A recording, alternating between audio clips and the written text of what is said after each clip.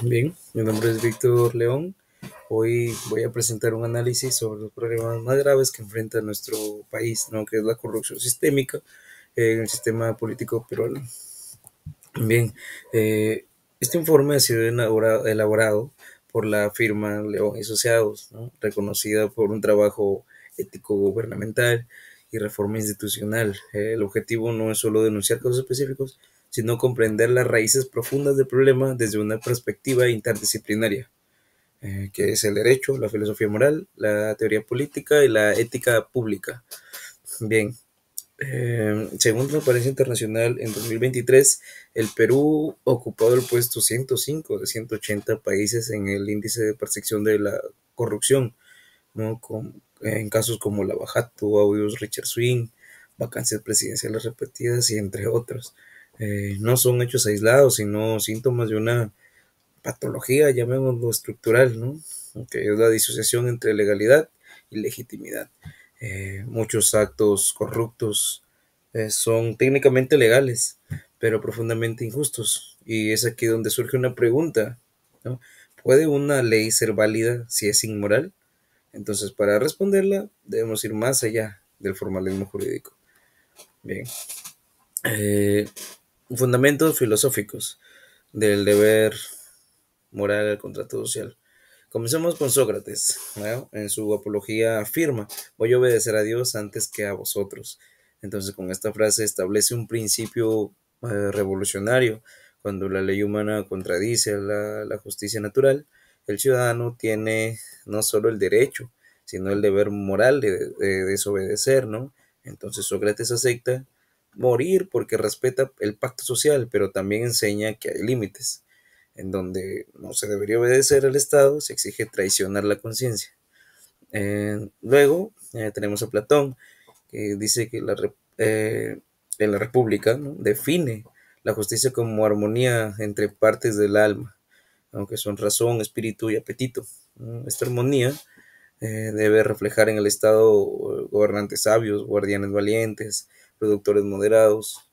Cuando un político se corrompe, dice que domina su apetito sobre la razón y todo el Estado enferma. Entonces la solución sería, según Platón, pues, no solo castigar, sino formar líderes con educación en la virtud, ¿no?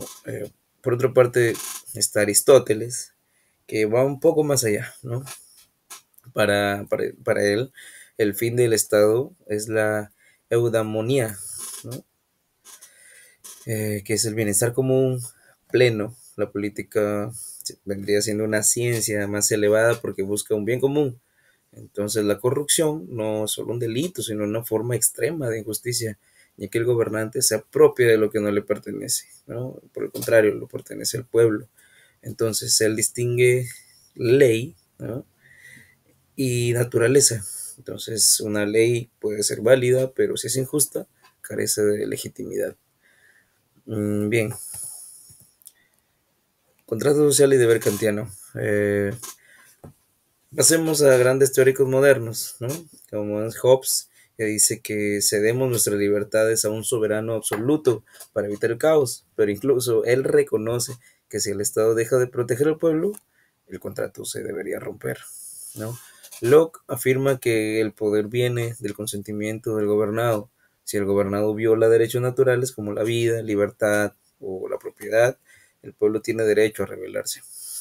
Rousseau, por otro lado, introduce la idea de voluntad general. El interés colectivo debería prevalecer sobre intereses privados, ¿no? La corrupción entonces viene siendo una traición al contrato social porque impone intereses particulares sobre el bien común, ¿no? Y por último, Kant nos da una brújula moral universal. El imperativo categórico dice, actúa una máxima tal que puedes querer que se convierta en ley universal. Entonces preguntémonos, ¿podría querer que todos los funcionarios acepten sobornos? La respuesta es no, porque el sistema colapsaría, por tanto el acto es inmoral. Además, Kant sostiene que la persona deben tratarse siempre como fines, nunca como medios. La corrupción la instrumentaliza al ciudadano, lo trata como un recurso, no como un ser digno. Bien, positivismo jurídico y crisis en el Perú. En el Perú, el pensamiento jurídico ha estado bastante influenciado por Kelsen y su teoría pura del derecho, ¿no? Donde propone estudiar el derecho como un sistema autónomo, separado de la moral y la política y la sociología. Entonces, una norma es válida si proviene de un procedimiento correcto, sin importar si es justa o no. Entonces, la doctrina ha sido muy influyente entre juristas peruanos, ¿no? Pero señala María Valenzuela, ¿no?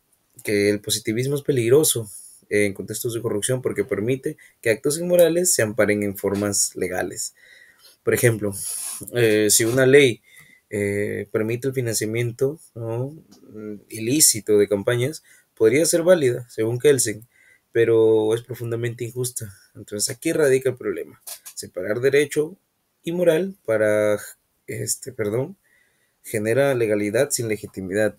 Entonces algunos autores peruanos, ¿no?, critican esta postura, ¿no? Eh, por ejemplo, Cobian decía de que la justicia es un valor trascendente, no una convención. Guerra advertía que sin el derecho natural, cualquier norma injusta sería válida.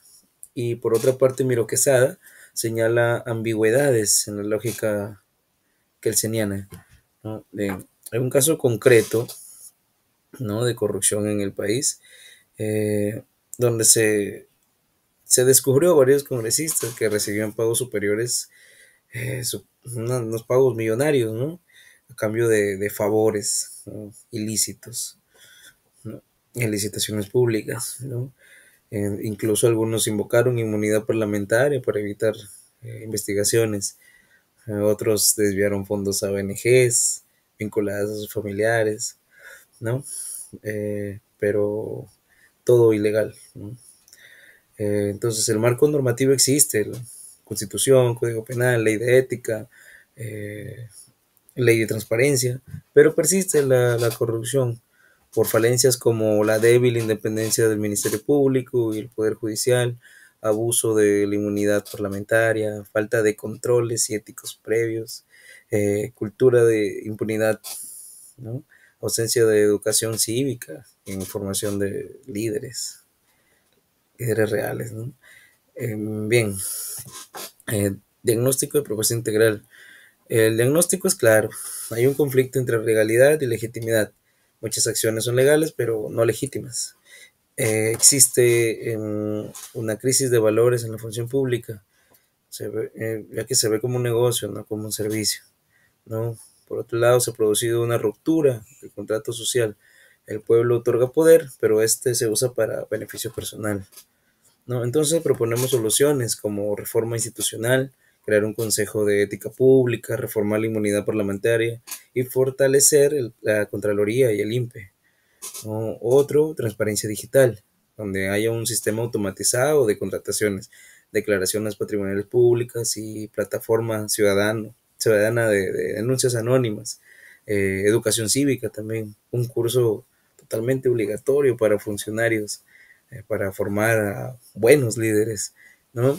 Y por último, sociedad civil activa, eh, para fomentar el periodismo de investigación, apoyar ONGs de vigilancia y campañas de concientización. Bien, en conclusión, la corrupción en el Perú no es solo un problema jurídico, sino un fracaso ético del poder político. El positivismo de Kelsen es útil para analizar las estructuras del derecho, pero insuficiente para restaurar la legitimidad del Estado, ¿no? La doctrina de Sócrates, Platón, Aristóteles, Kant nos recuerdan que el poder debe ejercerse con virtud, justicia, deber, y bien común, el respeto, el bien común, ¿no? Integrando derecho y moral, podremos construir un sistema político legítimo, eficaz y digno, con la confianza ciudadana. Como recomendaciones está reformar el marco ético institucional del Estado, promover una cultura de integridad, superar el positivismo radical y fortalecer sobre todo los órganos de control. Muchas gracias.